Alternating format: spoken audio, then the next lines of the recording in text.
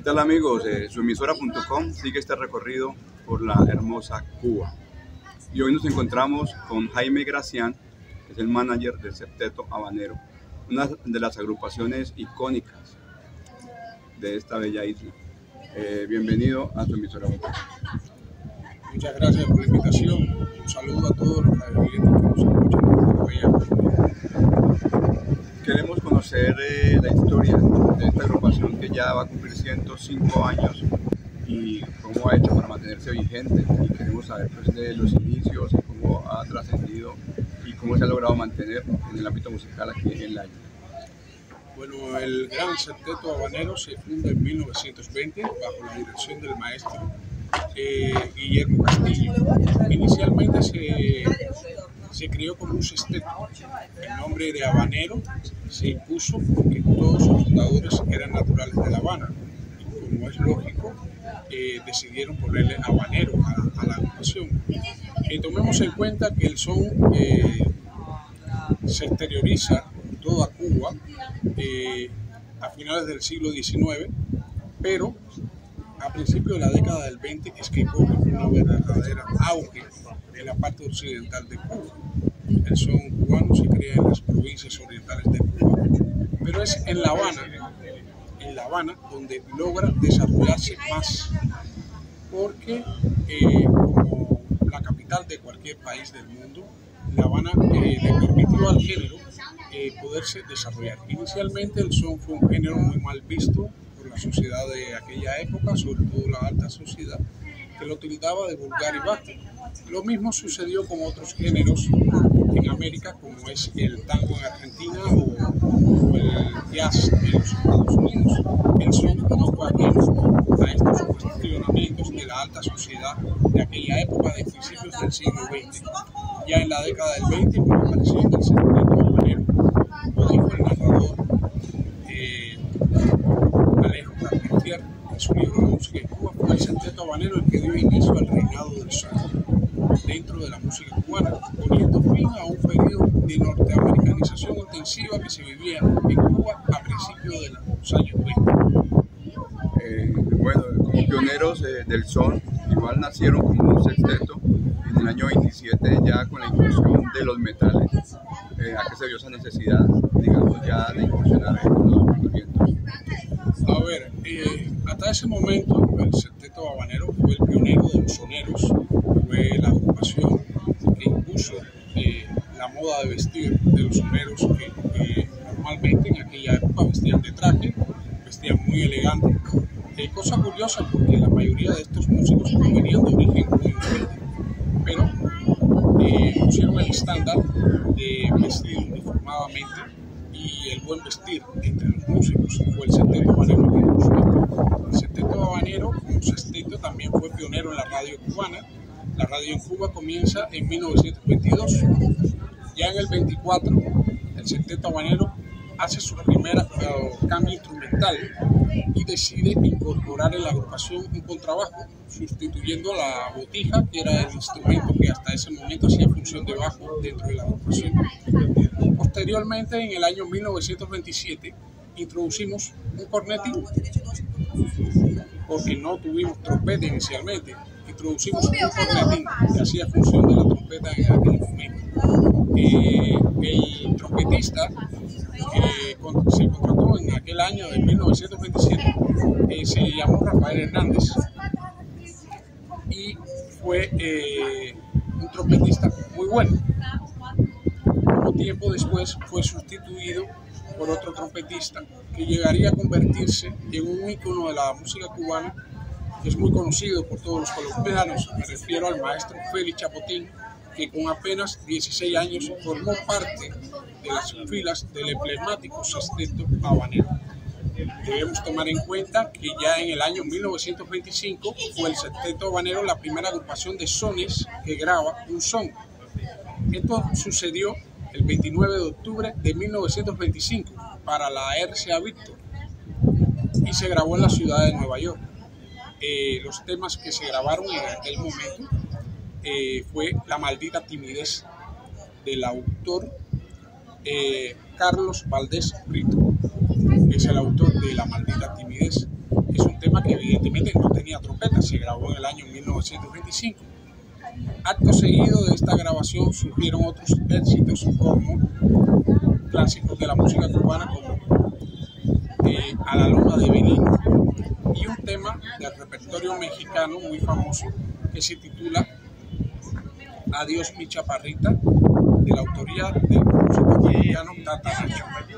A partir de ahí los éxitos del septeto habanero fueron muy consecutivos, al extremo de ser el septeto que más grabó para la RCA Víctor en aquella época, para un total de 132, 134 aproximadamente grabaciones para la RCA Víctor. Tiene el récord de los septetos en Cuba de haber grabado, de hecho es el único que hizo más de 100 grabaciones para la RCA Víctor con formato de septeto. Esto es importante aclararlo porque en los años 20 surgieron en Cuba muchos septetos estudiantinas. Tenemos el caso de septeto Cubanacán de las villas, que es del año 24. Tenemos el septeto típico de sones, o típico cubano, como también se le conoce en la música cubana, que es del año 1924. Tenemos al septeto Gloria Matancera. Tenemos a la estudiantina Sonora Matancera, que después se convirtió en ese fenómeno de la música cubana que se llamó Sonora Matancera, pero ya con el formato de conjunto. Tenemos al septeto nacional, tenemos al cubano del 27, tenemos al septeto Los Naranjos de Cienfuegos, que es de 1926, a la estudiantina Invasora, en fin, una serie de agrupaciones con formato de septeto dieron inicio dentro de la música cubana a este fenómeno que fue el son cubano.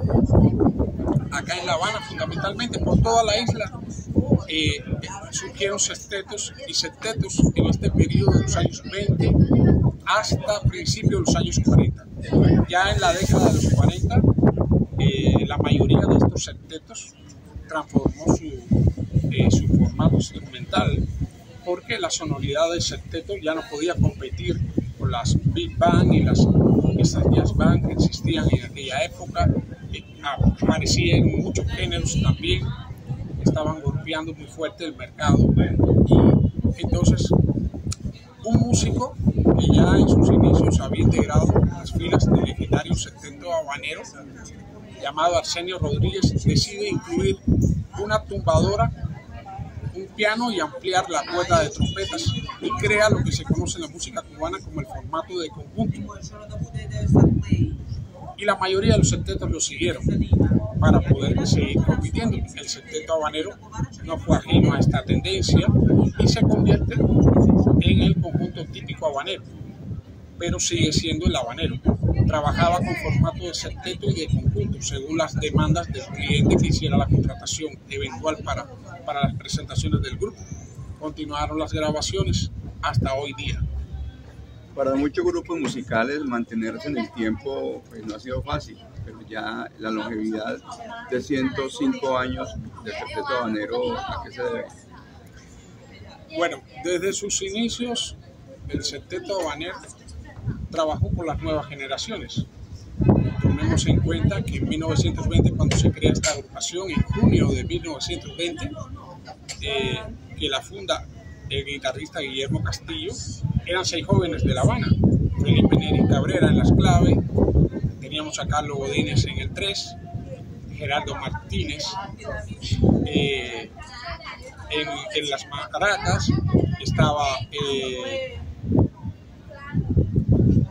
estaba Antonio Bacallao en la botija, Oscar Soturón en el coro, pero los 6 integrantes eran naturales de La Habana. Y permítame hacer una pequeña rectificación. El maraquero era Felipe Neri Cabrera y el de las claves era Gerardo Martínez. Y el guitarrista, por supuesto, el director Guillermo Castillo. En aquel momento eran 6 jóvenes. Con el decursar del tiempo hubo una mezcla generacional. Y hoy en día el septeto habanero mantiene esa misma política de trabajo. Tiene en sus filas varias generaciones de músicos. Actualmente nuestro director, el maestro Felipe Ferrer Caraballo, director del Septeto Habanero, tiene 85 años y es el tercero, el director. Pero nuestro bajista, el maestro Faustino Sánchez, tiene 74 años. Menelao Herrera, el percusionista, tiene 74 años. Justi, uno de los cantantes, tiene 62. Pero el resto de la agrupación, Rolando Armenteros, el trompetista, tiene 38 años. Los cantantes tienen Osmel, tiene 35, Denny 23, Miguel Ángel 20, tenemos a Bombón, que es el guitarrista, que tiene 18 años. Siempre hemos mantenido una mezcla generacional que forma parte del secreto de la longevidad del Septeto Habanero. Por eso hemos podido llegar a 104 años de vida artística ininterrumpida dentro de la música cubana. También otro secreto que ha ayudado a esta longevidad es que siempre hemos contado con autores y compositores dentro de la agrupación que a lo largo de los años han enriquecido el repertorio de la misma. Basta decir temas como A la Loma de Belén, Tres Lindas Cubana, Papá Montero, Elena la Cumbanchera, El Orgullo de los Soneros, o más recientemente La Calle Vapor, Que es Saborcito para Gozar, El Habanero es la Escuela, o Homenaje al Septeto Habanero. Basta para que el público identifique que se está hablando del Septeto Habanero, porque siempre hemos tenido una peculiaridad sonora y una personalidad tímbrica que nos ha permitido que el público bailador nos identifique desde que se escuchan los primeros acordes. Bueno, y encontramos que hay una mezcla de las nuevas generaciones y también estas leyendas que acompañan a sus músicos jóvenes. O sea, eso quiere decir que siguen produciendo, que tienen un nuevo proyecto, una nueva producción. Sí, nuestro disco, 100 años del Septeto Habanero, salió bajo el sello Colibrí, que es un sello cubano.